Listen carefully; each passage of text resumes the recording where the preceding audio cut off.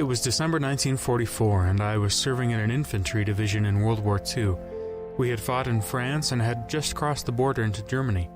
We were mostly a bunch of scared kids not long out of high school, masquerading as soldiers. We wondered what we were doing so far from home, killing and being killed in places we couldn't even pronounce.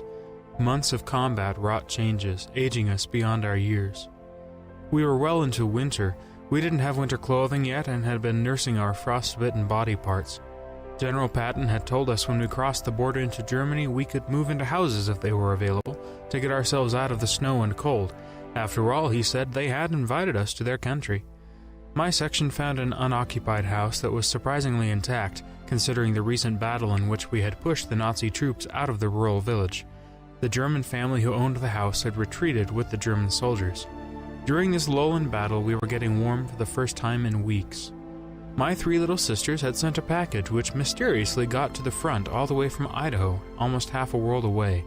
In it was a miniature Christmas tree about 1 foot tall, along with some icicles and tinsel. It was nearing Christmas.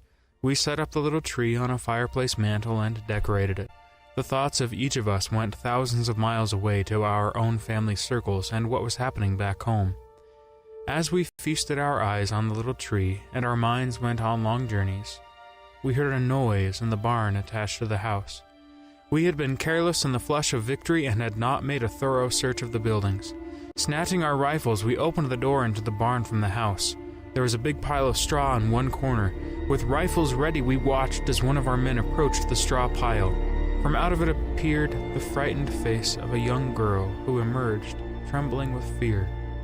We got her in the house. She was in rags, and cold and hungry and crying from fear. She said her name was Anna, and she was from Poland.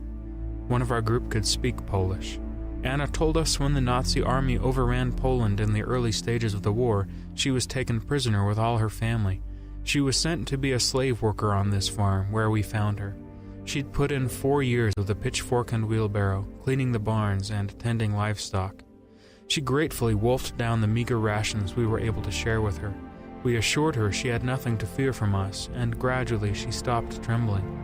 When she spied the little Christmas tree on the mantel, she went over, gazed at it, and then started to cry. Hitler's godless Nazism wasn't tolerant of Christian observances or symbols, so she hadn't seen anything like it since her capture. As she cried, 4 American soldiers, months in combat, shed tears with her. We had just exchanged gifts with Anna. We had given her the blessed gift of freedom from slavery. She gave us the gift of her gratitude, and gratitude that our mothers and sisters had not been brutalized as she had been. For the first time, I understood fully why we were involved in this war and why we had to win. After more than half a century, and from half a world away, thanks again, Anna, for your gift that Christmas time.